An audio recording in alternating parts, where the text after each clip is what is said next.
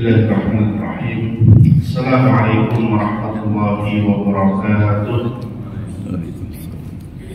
Alhamdulillahirabbil alamin. Wa bihi nasta'inu ala umuri dunya waddin. Asyhadu an la ilaha illallah wahdahu la syarika lah. Wa asyhadu anna Muhammadan 'abduhu wa rasuluhu la nabiyya ba'dahu. Allahumma salli wa sallim wa barik ala sayyidina Muhammadin wa ala alihi wa sahbihi wa mawala.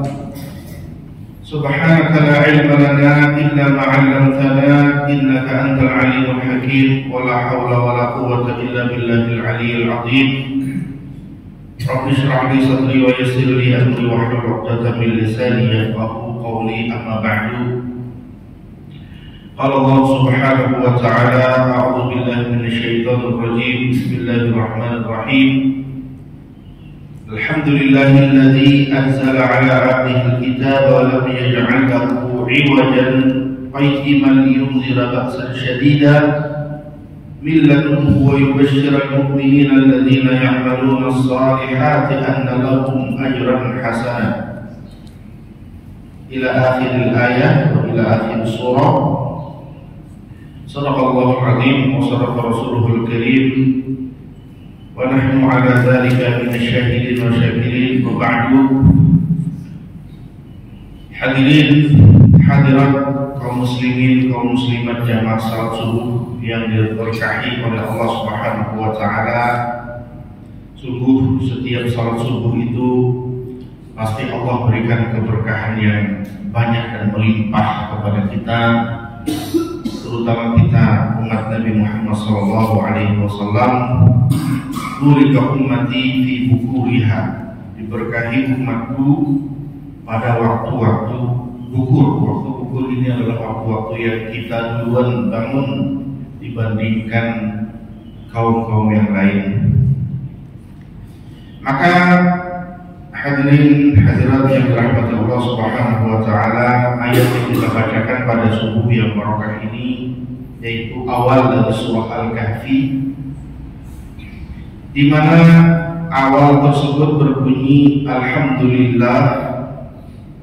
Dalam Al-Qur'an ada 5 surah yang dimulai dengan kata pujian pada Allah. Di antaranya surah Al-Fatihah, itu bagian daripada awal-awal surah, yaitu Bismillahirrahmanirrahim, Alhamdulillahirabbil alamin. Kemudian surah Al-An'am, surah Fatir, dan termasuk surah Al-Kahfi yang dimulai dengan alhamdulillah, pujian kepada Allah Subhanahu wa taala. Kemudian ada menarik dalam ayat ini, yaitu Allah Subhanahu wa taala menutup khatam al-haq subhanahu surat al-Isra bil hamdi. Allah menutup surah al-Isra dengan pujian juga kepada Allah. Wa qul alhamdulillahilladzi lam yattakhidh waladan wa lam yakul lahu syarikun fil mulki wa lam yakul lahu waliyyun minadh dhulm wa kabbirhu takbira. Dan juga wa bada surah al-Kahfi bil hamdi. Apa maksudnya dalam rahasia ini? Kemudian juga dimulai surah Al-Isra dengan subhanalladzi asra bi'abdihi. Jadi seakan-akan Allah ingin menyatukan, ada hubungan. Dalam bahasa Arab disebut dengan munasabah. Munasabah itu hubungan, keterkaitan antara surah ini dengan surah sebelumnya. Surah sebelumnya dimulai dengan subhanallah atau subhanalladzi. Surah ini dimulai dengan alhamdulillah. Jadi satu kesatuan, subhanallah walhamdulillah. Lalu yang ingin kita petik pelajaran daripada yang kita baca ini adalah ketika akhir dari surah Al-Kahfi, surah Al-Isra berbunyi qul ud'ullah aw ud'ur rahman ayyamma tad'u falahul asmaul husna wa la tajhar bi salatika wa la tukhafit biha wa bataghi baina dzalika sabila. Ada perintah Allah Subhanahu wa taala yang mana ini penting bagi kita, terutama bagi kita yang selama hidup di dunia ini, kata Allah, qul Allah, memintalah pada Allah, awidur Rahman, atau menyebut nama Ar-Rahman. Ketika ayat ini turun, orang-orang musyrikin, ini bagian dari surah Al-Makkiyah sebelum hijrahnya Nabi Muhammad SAW. Orang-orang musyrikin saat itu mengira bahwa ternyata Tuhan umat Islam juga banyak, ada dua.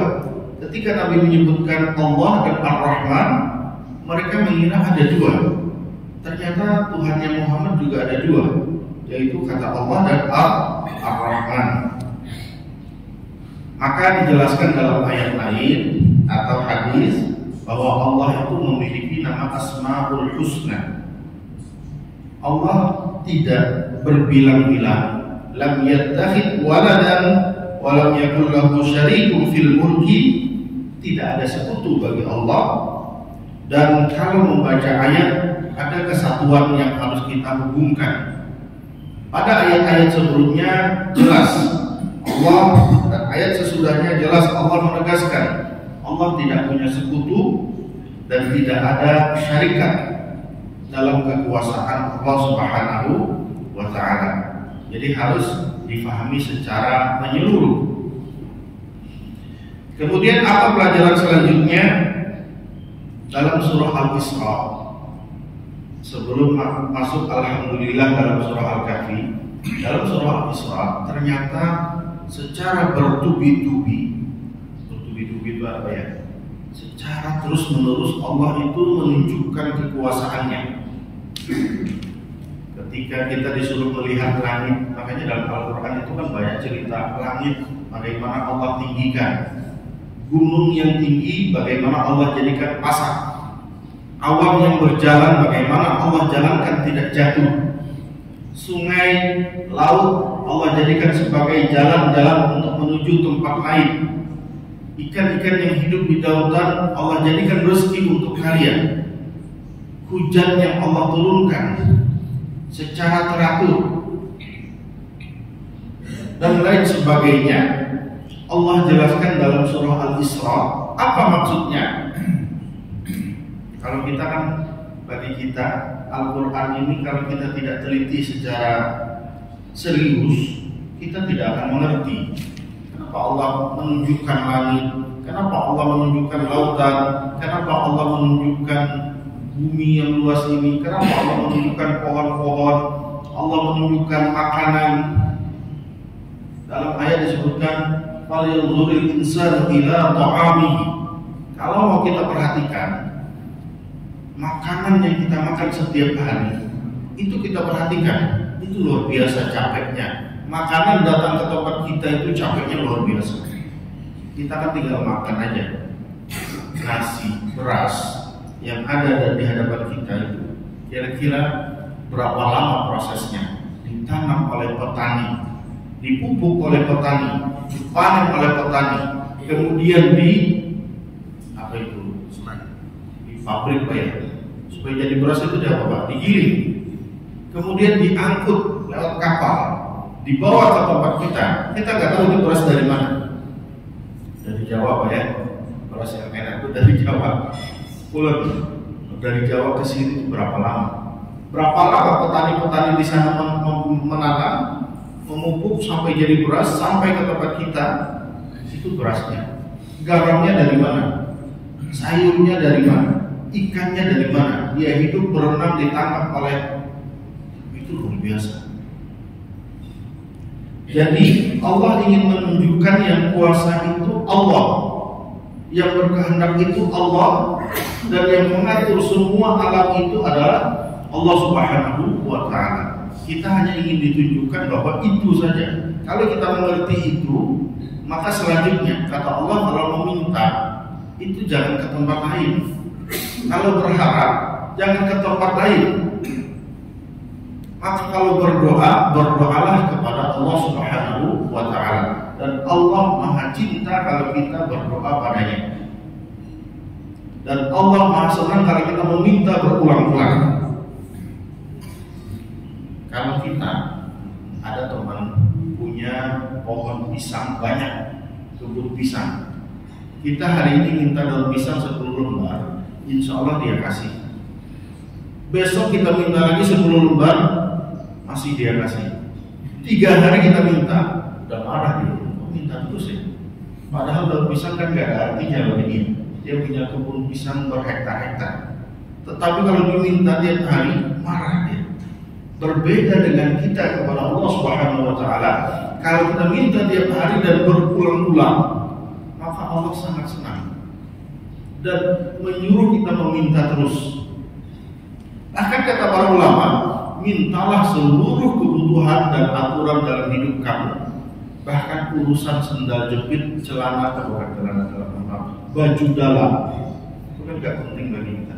Urusan baju dalammu pun kalau bisa kamu minta pada Allah, itu saking harusnya kita meminta.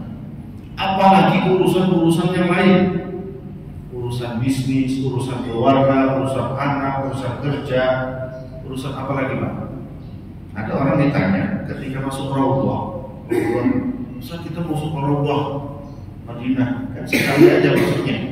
Kira-kira minta apa kita ya? Bingung Ustaz, kelamaan di situ sudah habis minta. Kok bingung? Disuruh meminta pada Allah kok bingung? Padahal urusan kita itu kan banyak. Maka dalam berdoa ini, makanya kalau ulama-ulama kita berdoa itu sambil mirip. Doanya panjang, doanya banyak, dan sambil baca mirip. Jadi kalau suruh berdoa, sujudnya lama sekali. Yang diminta apa? Yang pertama kali kita minta harus urusan akhirat dulu. Allahumma inna nas'aluka salamatan fid din wa afiyatan fil jasad wa ziyadatan fil ilmi wa barakatan fil rizqi wa taubatan qabla al-maut wa rahatan 'inda al-maut wa maghfiratan ba'da al-maut.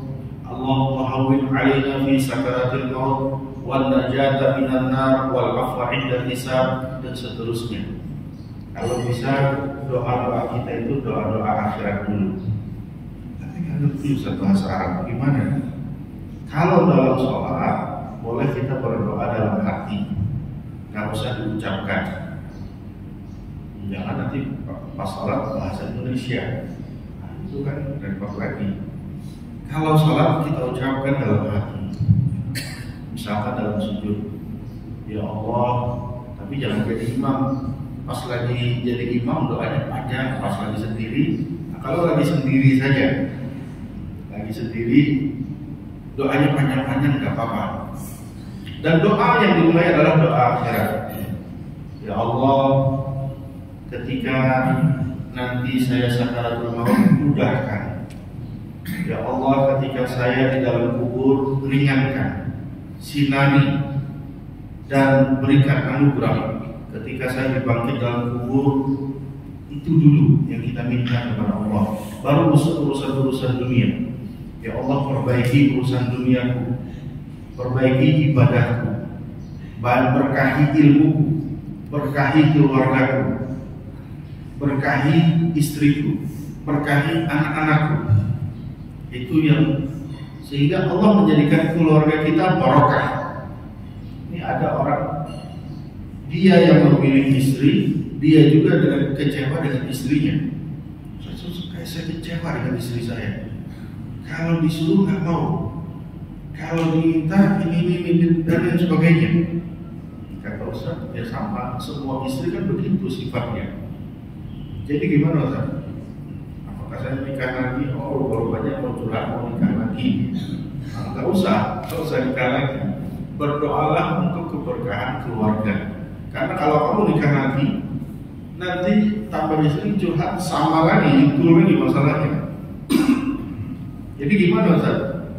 Udah berdoa saja, perbaiki. Terus berdoa terus, iya berdoa terus. Karena dalam urusan dunia kita tidak bisa mengatur kehidupan kita kecuali Allah Subhanahu wa Ta'ala yang Maha mengatur. Maka dalam ketentuan berdoa mulailah dengan urusan akhirat, kemudian pujilah Allah dengan nikmat-nikmat yang sudah ada. Maka sebelum berdoa kita dimulai alhamdulillah. Maksudnya apa? Bersyukur dulu. Kalau bisa sebut nikmat yang sudah Allah berikan. Ya Allah, alhamdulillah selama ini aku diberikan sehat dan afiat. Kemudian Allah berikan nikmat yang begitu banyak. Jadikan hamba ini adalah hamba yang bersyukur. Rabbi auzi'ni an ashkura ni'mataka allati an'amta 'alayya. Itu doanya para nabi. Ya Allah, berikan rezeki kepadaku untuk mampu bersyukur atas segala nikmat-nikmat-Mu. Setelah bersyukur barulah minta kebutuhan-kebutuhan dunia yang baik. Dimulai dari kebutuhan kita. Habis kebutuhan kita udah disebut satu persatu, lalu kebutuhan saudara kita, kebutuhan teman-teman kita. Jangan salah, mendoakan orang lain itu adalah salah satu trik untuk doa kita dikabulkan. Tapi tentunya kita dulu berdoa. Ya Allah, bahagiakanlah keluarga kami, bahagiakanlah keluarga sahabat-sahabat kami, tetangga-tetangga kami. Jadikanlah lingkungan kami lingkungan yang barokah. Kalau kita mendoakan orang lain, malaikat itu justru balik mendoakan kita. Walaka mithla dzalik. Doamu untuk temanmu dan kamu juga mendapatkan kebaikan yang sama. Maka jangan sampai kita mendoakan orang lain tidak baik. Mudah-mudahan dia celaka. Karena malaikat kamu juga, duluan kita ternyata celaka daripada dia. Doa malaikat lebih kabul daripada doa kita. Maka kalau mendoakan orang lain, doakanlah doa-doa yang baik. Tentunya doa kita sudah habis dulu. Kata para ulama tadi, berdoalah bahkan dalam urusan pakaian dalam pun kalau bisa kamu berdoa. Artinya apa? Apalagi urusan dunia kita, urusan pekerjaan kita, urusan anak kita, urusan istri kita, urusan dan lain sebagainya, kita harus minta doa kebaikan dari Allah Subhanahu wa Ta'ala. Itu maksud Allah.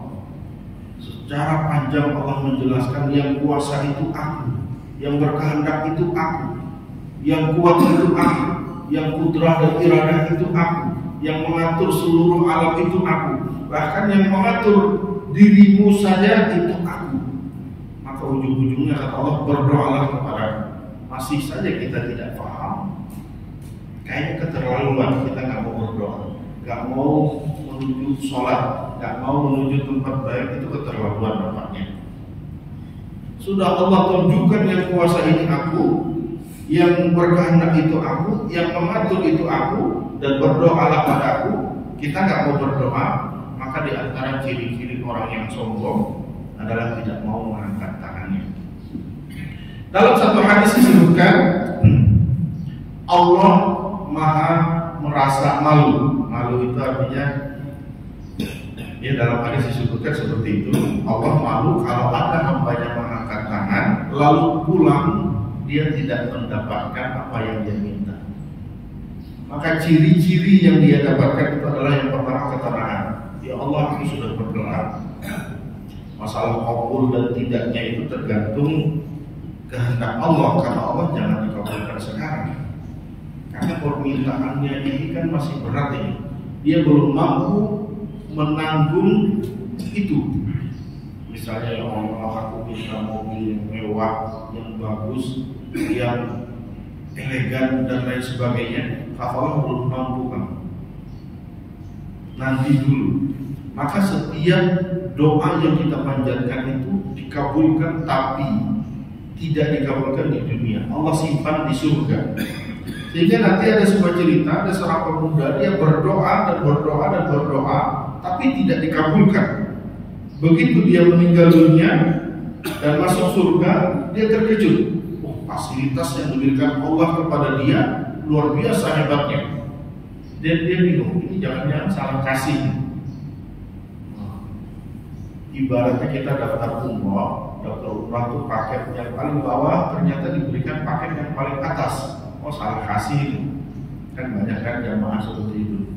Kita beli paket hotel bintang 3, tapi kok bagus sekali, kayak bintang 5 nih, salah kasih. Ini manusia seperti itu. Nanti di surga dia terkejut, ya Allah salah kasih. Kata malaikat, itu doa yang kamu panjatkan, kamu berdoa, ternyata Allah kabulkan dan Allah simpan di surga. Oh, kata pemuda tadi, kalau tahu begini, saya selalu berdoa di dunia dan tidak ingin dikabulkan di dunia. Sudah, yang penting saya berdoa, kabul tidak kabul, yang penting dikabulkan nanti di akhirat.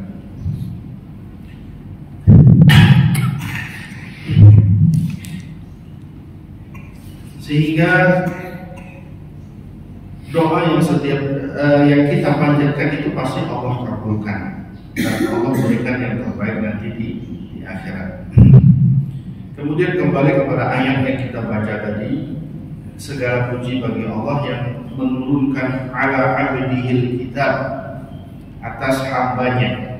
Allah itu kadang-kadang meninggikan seorang manusia itu, kadang-kadang abdul itu kan bahasa yang paling rendah.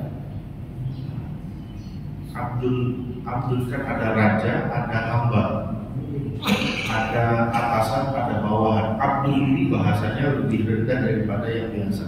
Tetapi kalau jadi hambanya Allah, ini menunjukkan kebesaran dan keagungan Allah. Pegawai dengan atasan itu tinggian mana? Tinggian atasan. Tetapi kalau atasannya di perusahaan biasa dengan pegawai yang di kepresidenan, itu jadi mana? Pegawai di mana? Di kantor presiden. Bagusan mana kira-kira dengan atasan tapi kerjanya di kampung kita? Kayaknya bagusan pegawai tapi di istana gitu ya. Sama di sini Allah menyebut Nabi Muhammad itu dengan kata abdu, menunjukkan kedekatan Allah dengan Nabi Muhammad SAW. Sehingga di sini bukan merendahkan, tapi justru meninggikan kedudukan Nabi Muhammad SAW. Dan uniknya dalam Al-Quran, Allah menyebut Nabi itu tidak pernah dengan kata ya Muhammad, seperti Allah menyebut Nabi-Nabi lain. Nabi lain itu disebut ya Ibrahim, ya Isa, ya Musa, ya Yahya, ya Isa, namanya langsung. Tetapi Nabi Muhammad tidak disebut dengan ya Muhammad. Ini juga menunjukkan ketinggian dan keagungan nama Nabi Muhammad SAW. Maka dalam aturan kalau kita berdoa, sebutlah dulu nama Nabi Muhammad SAW. Sehingga kalau berdoa itu kita angkat tangan, kemudian bacalah alhamdulillah rabbil alamin, wassalatu wassalamu ala rasulillah, salawat dulu, lalu mintalah kepada Allah apa yang kita hajatkan.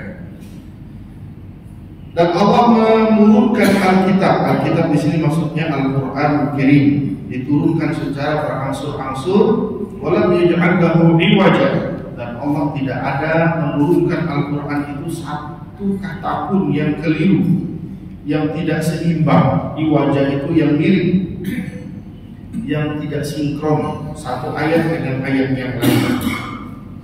Kalau ditanya, Ustaz, kenapa Al-Quran diturunkan secara berangsur-angsur selama 23 tahun?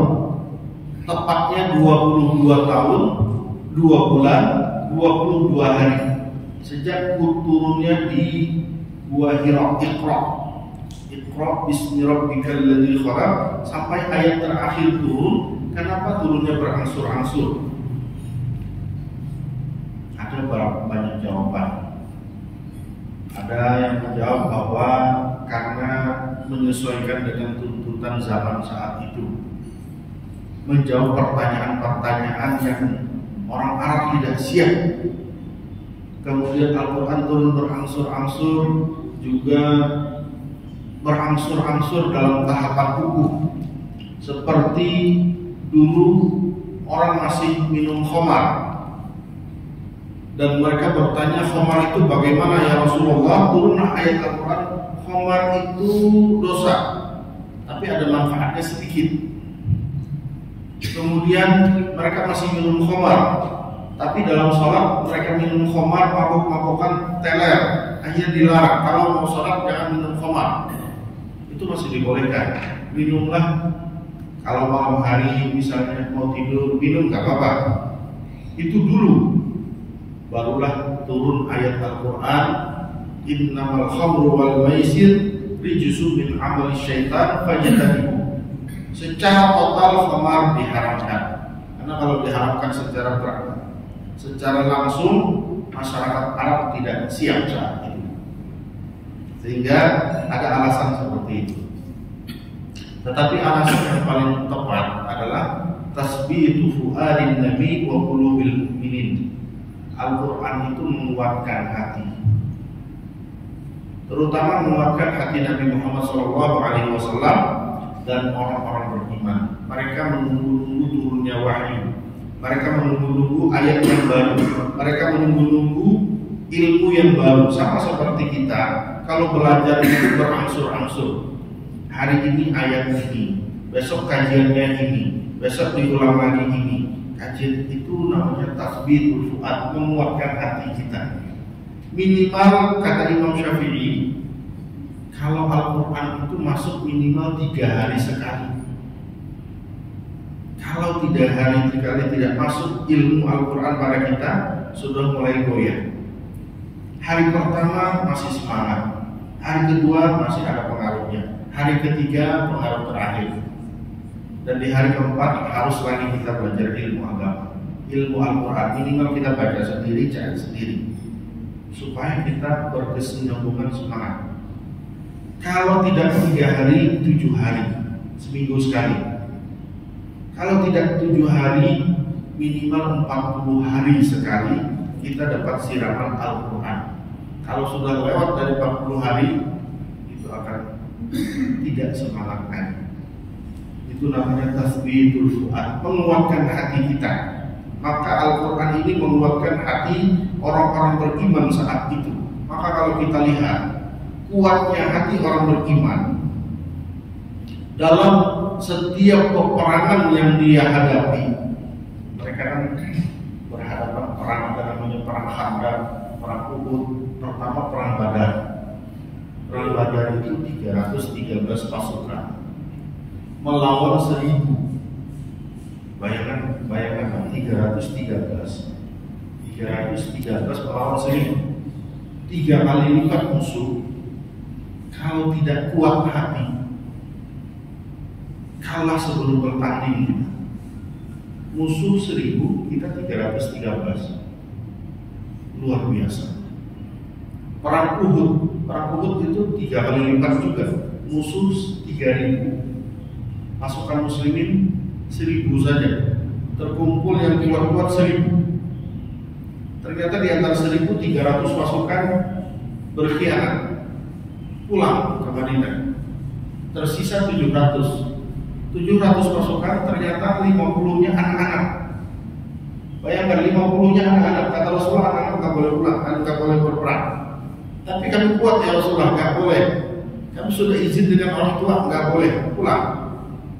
Tapi kami bisa memanah. Ya sudah, yang bisa memanah saja. Berapa orang yang bisa memanah? Cuma 15 orang. Jadi 300 kurang 50, sisa 650. Tapi pasukan memanah 15 orang tambah nggak apa-apa. Jadi pasukan Rasulullah dalam perang Uhud 650 ditambah 15, 665 orang melawan 3000 pasukan. Itu kalau tidak kuat hati, itu gak semangat. Perang Khandaq, perang Khandaq itu paret digali. Kota Madinah itu bukan tanah, bukan pasir, tapi yang digali itu batu. Itu kalau nggak kuat hati, nggak mau ngikutin Rasulullah. Kalau nggak ada Al-Quran di dalam hati, itu nggak mau mereka. Digali itu. Perang apalagi? Perang Mu'tah. Perang Mu'tah itu 10.000 dengan 200.000. 10.000 bahwa 10.000 dengan uang 200.000, bayangkan, gak sebanding. Tetapi dengan kekuatan hati, kita bisa mengusir mereka. Subuh-subuh kita salat tahajud, salat subuh kita serang. Jangan kita yang diserang, kita yang menyerang. Kata Khalid bin Walid sebagai pimpinan saat itu, kita serang. Pagi-pagi kita serang. Pasukan kiri menyerang ke kanan, pasukan kanan menyerang ke kiri, kami di tengah-tengah maju. Gagah mereka menyerang. 10.000 menyerang 200.000. Musuh melihat, banyak sekali. Karena kan dari kiri ke kanan berdebu, dari kanan ke kiri berdebu juga. Di tengah pasukan inti. Jadi mereka mutar-mutar di situ, akhirnya musuh ketakutan, lari, tertinggal komandannya. Komandannya terbunuh mati. 200.000 dikalahkan oleh pasukan 10.000. Makanya orang Mekah saat itu ngeri sekali, ngeri sekali. Kaum muslimin kuat sekali. Akhirnya mereka datang ke Mekah masih dihalang-halangi. Makanya ada namanya perjanjian Hudaybiyah. Tahun berikutnya haji wada, haji perpisahan, Rasulullah masuk kota Mekah, sekaligus namanya penaklukan kota Mekah, menyerah tanpa perang. Orang-orang Mekah menyerah tanpa perang. Ada dua pilihan. Ya, pilihan pertama yang menyerah, pilihan kedua yang masuk Islam. Akhirnya mereka yang bermusuh tadi masuk Islam semuanya. Turunlah ayat Al-Quran, "Idza jaa nasrullahi wal fath wa ra'aitan nasa yadkhuluna fi dinillahi afwaja fasabbih bihamdi rabbika wastaghfir innahu kana tawwaba." Sudah masuk Islam berduyun-duyun, datanglah pertolongan Allah. Para sahabat sudah mulai curiga. Ini jangan-jangan ayat Al-Quran sudah sisa-sisa akhir ini. Makanya Abu Bakar As-Siddiq, Abdullah bin Mas'ud membaca surah itu, mereka gak kuat, nangis. Ini Rasulullah jalan-jalan sebentar lagi meninggal dunia. Apa tugas beliau? Hampir selesai. Kota Madinah dikuasai, kota Mekah dikuasai. Kaum muslimin berduyun-duyun masuk Islam dan datang pertolongan Allah, mereka paham. Sehingga mereka menangis. Inilah kekuatan Al-Quran yang kita diturunkan pada kita. Al-Quran kita bisa merubah apa namanya, merubah kebaikan untuk kita semua. Itu saya sudah tua. Rasulullah itu merubah kota Madinah, merubah kota Mekah umur 53 tahun. 13 tahun di Mekah, 53 tahun barulah hijrah ke Madinah dan mulailah merubah tatanan kebaikan. Jadi kalau umur masih 53, 63 itu masih kuat, masih bisa. Dan itu yang dilakukan oleh sahabat-sahabat yang mulia. Baik, sebelum kita tutup, katanya tadi ada tanya jawab ya. Silakan. Ini baru kita masuk ayat pertama. Ya. Ada yang mau bertanya?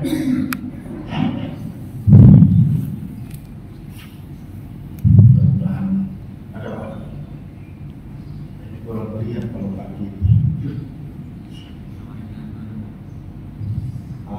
ada lah ini apa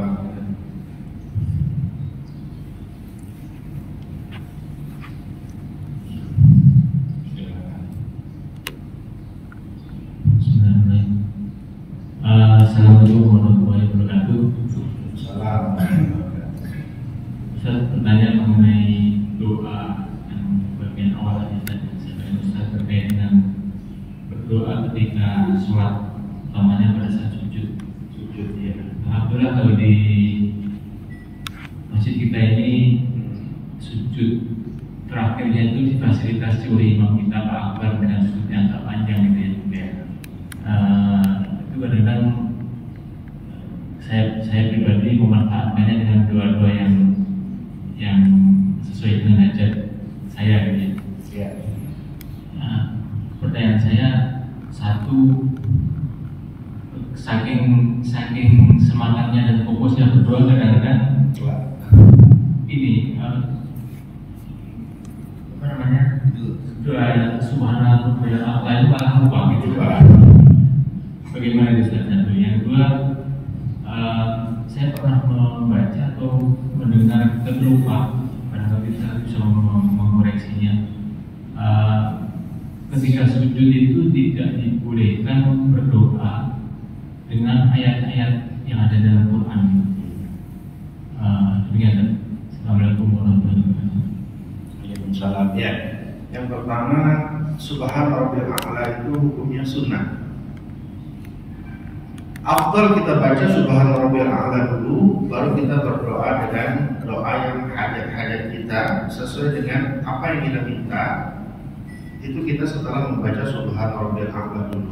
Tapi kalau lupa tidak apa, tidak ada kewajiban kita untuk mengulang atau sujud sahwi dan lain sebagainya. Enggak.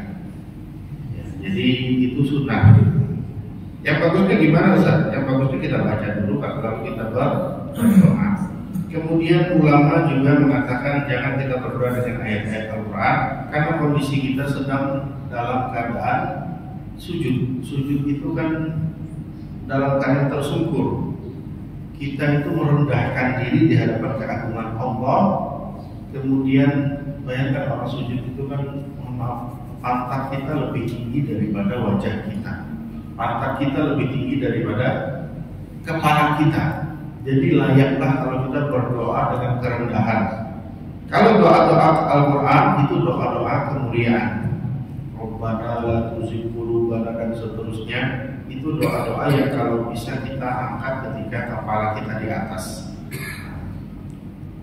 Tidak haram, cuman makruh. Makruh itu kalau bisa jangan dilakukan. Jangan melakukan doa-doa dengan ayat-ayat Al-Quran. Dan doa di waktu sujud, apalagi sujudnya berjamaah, maka doa-doa pilihan terbaik saja. Karena imamnya nggak mungkin juga berlama-lama juga, pasti standar saja. Ya minimal Rabbana atina fid dunya hasanah wa fil akhirati hasanah wa qina adzabannar. Kalau di Mesir itu 11 kali baca subhanallah itu sama dengan selesai sujud, apalagi sujud terakhir. Nah kalau bisa di sujud terakhir itu pada kita sholat sendiri. Terus Ustaz, imamnya sudah bangkit dari sujud, kita masih ada yang diminta. Yang afdalnya gimana? Yang afdalnya kita mengikuti imam. Yang kita minta nanti kita sambung pada sholat ba'diyah atau sholat sunnah lainnya. Kalau imam sudah bangkit, kan banyak juga ini. Makmumnya kok masih, jangan-jangan masih banyak yang dia minta. Mestinya kita ngikuti imam dulu. Itu yang sunnahnya. Innama ju'ilal imam liyutamma bihi. Imam dijadikan untuk diikuti. Jadi kita ikuti imam dulu. Afdalnya seperti itu. Maaf ya. Baik, ada lagi Pak. Ini waktu kita 3 menit lagi.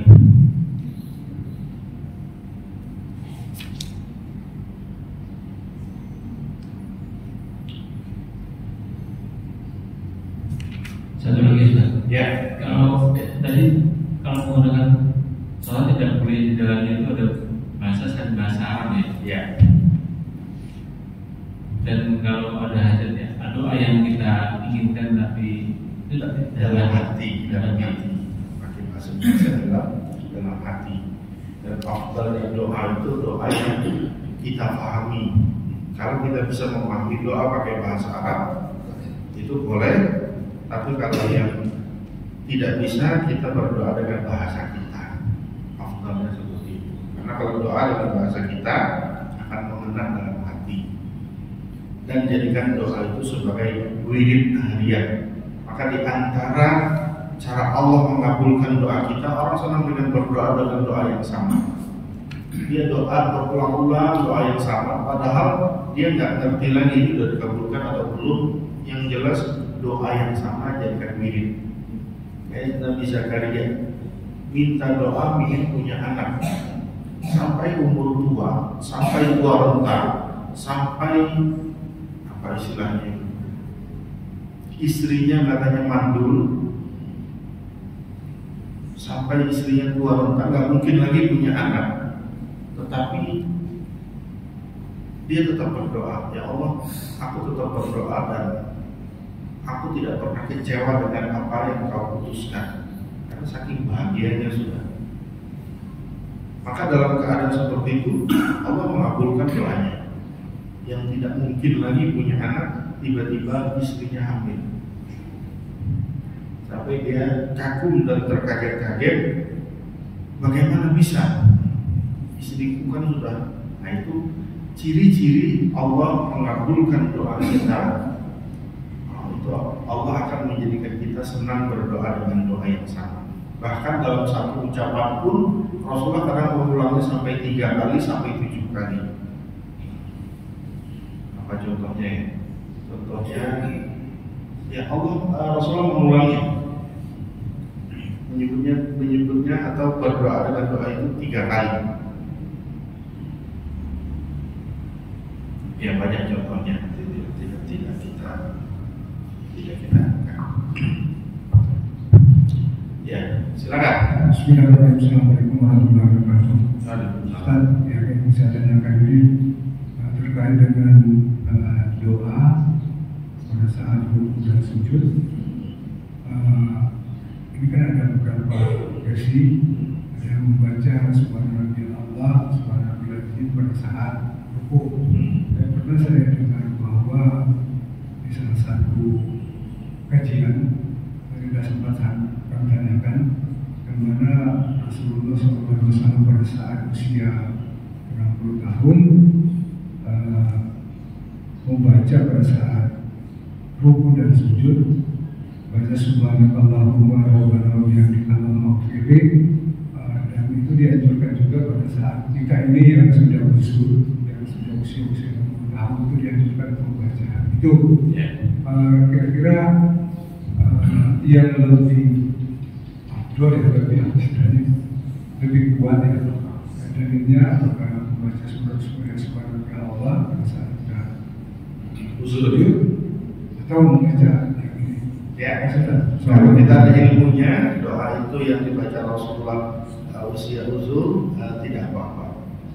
Kita ikuti ilmu yang diinginkan oleh para ulama-ulama hadis, yaitu yang Allah maghfirli terakhir tadi. Nah, itu bisa. Intinya apa? Yang kita baca Subhanarabbil a'la, Subhanarabbil azim itu juga waridun an Rasulullah SAW. Bacaan salat itu kan yang sampai dalilnya kepada kita, yang sampai ilmunya kepada kita. Karena bacaan doa iftitah itu ada 11 doa. Kemudian bacaan rukuk juga ada beberapa bacaan. Intinya yang sampai kepada kita. Kalau bisa kita ganti, ya, setiap sholat itu doa. Sholat itu doa. Kapan doa kita dikabulkan dalam sholat? Semua gerakan itu dikabulkan. Ketika kita berdiri baca Al-Fatihah, ada orang rutin berdoa ketika iyyaka na'budu wa iyyaka nasta'in. Dia menghela nafas sedikit. Di situ qabulnya kita berdoa. Tapi jangan lama-lama. Artinya jangan sampai antara ayat ini terputus dengan ihdinas siratal mustaqim. Ada orang rutin berdoa ketika imam baca surah, baca ayat Al-Quran. Karena ketika Al-Quran dibacakan, anugerah turun. Di situ kita berdoa. Tapi jangan juga gara-gara doa kita melayang pikiran sampai lupa. Ketika kita rukuk ini juga penghambaan, gerakan yang paling dicintai Tuhan.